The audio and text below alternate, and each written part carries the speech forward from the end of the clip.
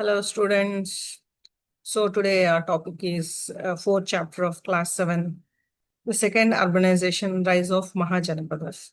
In this channel, mostly I'll be switching into Telugu and English for better understanding of the students. And let's jump into the topic. So during first millennium BC, India has entered a transformative era known as second urbanization. First urbanization, I hope you all know, first urbanization was taken place during the Indus Valley Civilization time from 2600 BCE to 1900 BC. After 1900 BCE, there was a decline. Indus Valley Civilization has declined due to several reasons. After decline of Indus Valley Civilization, there was a scatter, and we couldn't see like urban lifestyle anymore. That civilized lifestyle, that developed modern lifestyle wasn't there anymore. People have scattered and they have started forming their own groups and started settling down. And these small settled groups slowly developed into the organized way of living, forming their own administration, agriculture, and defense systems. Here they are talking about the same thing. When it started during first millennium BC, means 1000 BC, entered a transformative era known as second urbanization. What is this transformative era called as second urbanization? Marked by the emergence of settled territorial states. Settled territorial states called Janapadas and larger entities called Mahajanapadas. The ancient societies developed into fortified cities. These ancient societies together formed a fortified cities, properly protected cities. And early democratic traditions where the assemblies of elders frequently advised the rulers rather than allowing the absolute power.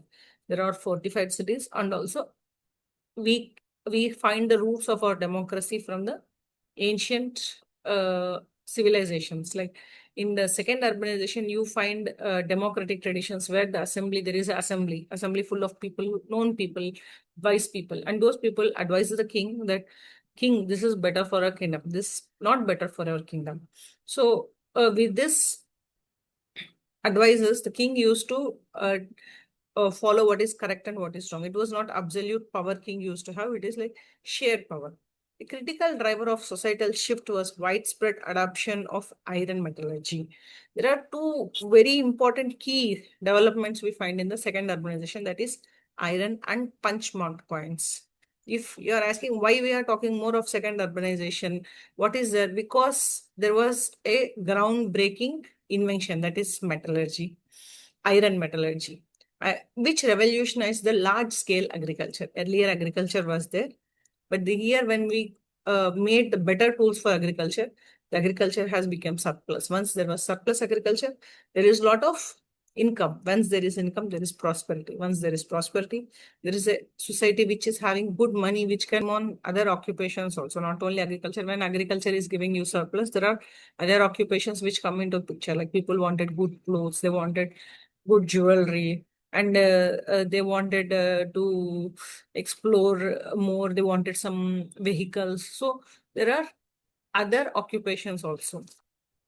And the next is large scale agriculture and production of advanced weaponry. Advanced weaponry. You know, advanced weaponry, what it helps? It helps you to defend your kingdom from the other kingdoms, and also it helps you to go and occupy other kingdoms. So this is how you can increase the advantage of like big territory. You will become a Mahajanapada. If you are Janapada and you are able to like capture other Janapadas, it is Mahajanapada. As trade networks expanded, the introduction of punchmark coins facilitated a robust economy connecting various regions through major routes like Uttarapata and Dakshinapata.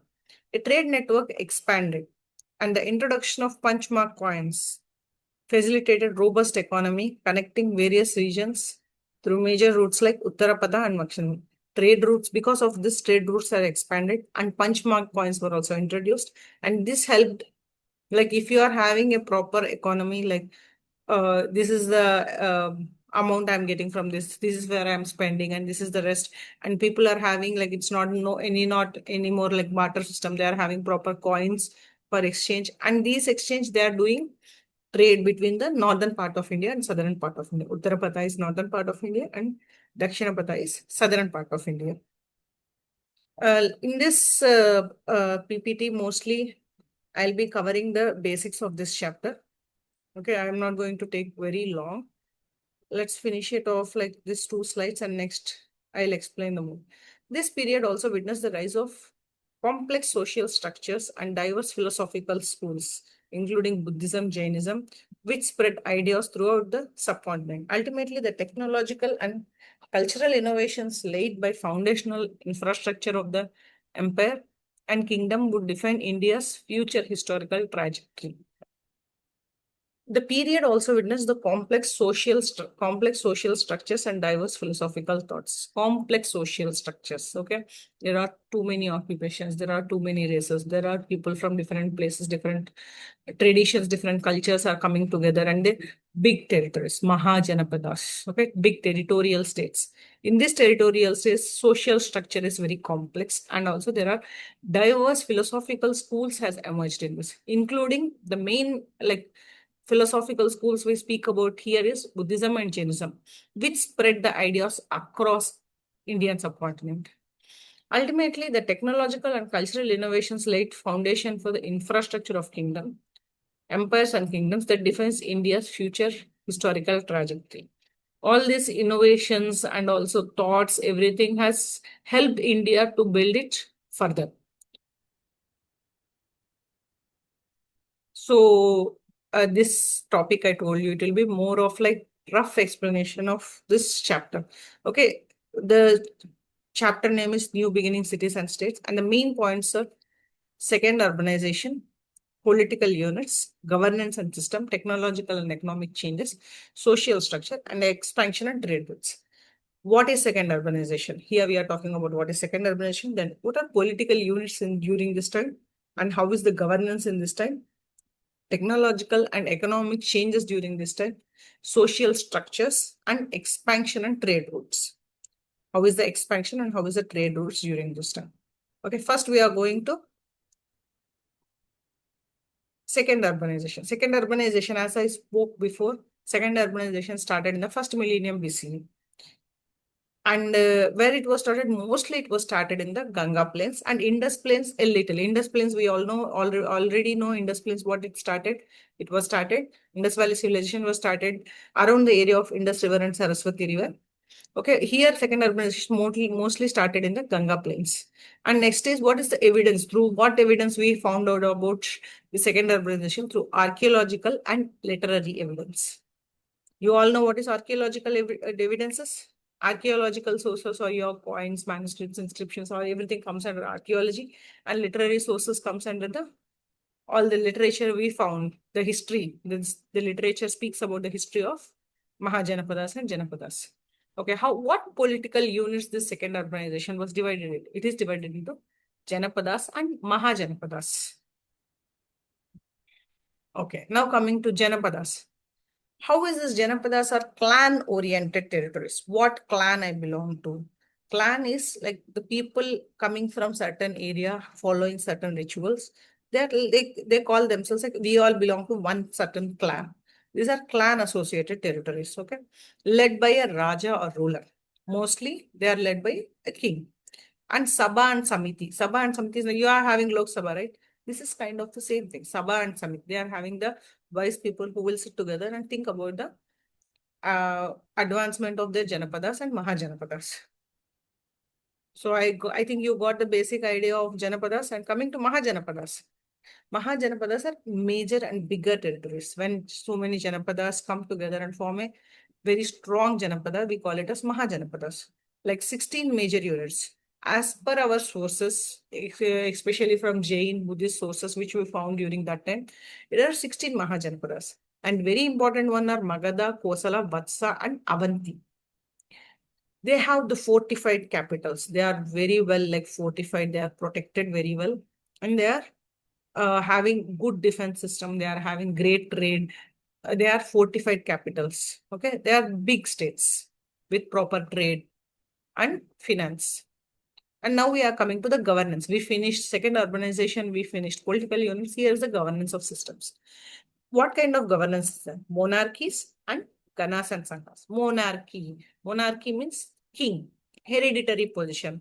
The king if I am the king of Kosalama, Mahajanapada, my son will be the next king, hereditary position, and son's son will be another king. So it comes like hereditary position.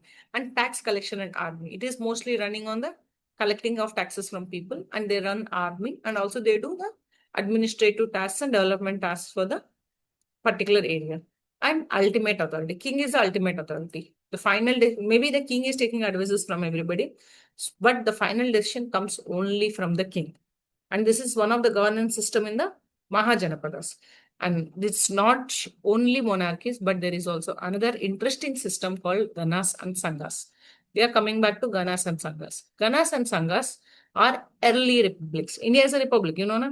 We are like every people, every citizen has the right to the to our governance. In the same way, in 1 millennium BC, there is a system, like there is a place, Mahajanapada, which used to follow certain same kind of early republic. Like they have, every people has certain things to say, and king is not the final.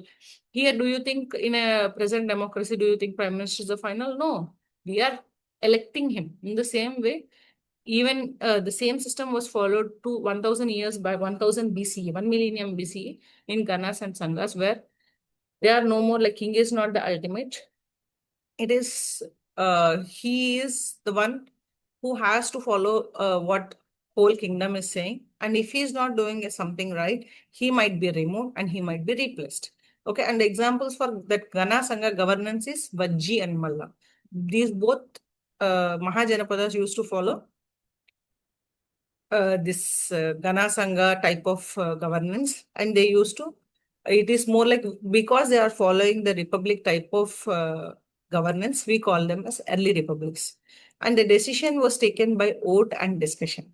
Okay, you understand our roots and our culture is like far more advanced than you can imagine. It was a place where king is the ultimate ruler, and there are also places where king is not the ultimate ruler. So coming back to next one,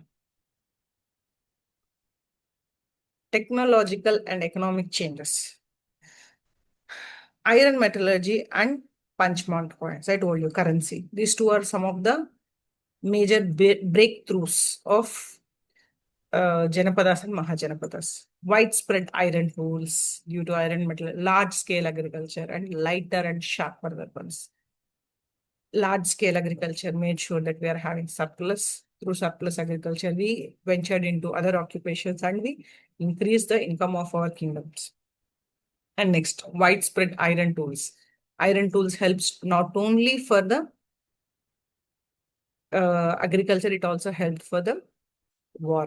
War is nothing but protection and also uh, invasion on other places, like taking control of other smaller kingdoms and making that kingdom into wider and larger.